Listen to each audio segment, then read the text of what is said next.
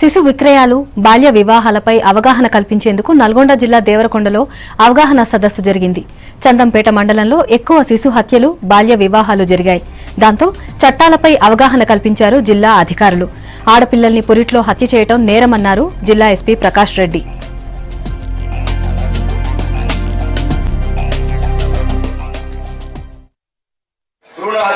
అవగాహన కార్యక్రమం కొరకు ఇక్కడ ఆర్గనైజ్ చేయడం జరిగింది. మన జిల్లాలో అని కాకుండా మన దేశంలో కూడా నిష్పత్తి అనేది చాలా తక్కువగా ఉంది. ప్రతి 1000 మంది పురుషులు ఉంటే 930 మంది మాత్రమే మహిళలు ఉన్నారు. కనీసం 50-50% లో కూడా ఈ ఫిమేల్స్ అనేది తక్కువగా ఉన్నారు.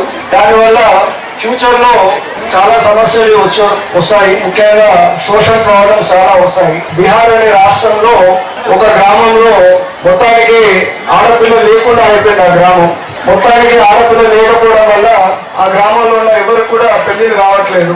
అటువంటి పరిస్థితి రాకుండా మనం ముందు చూసుకోవాలి.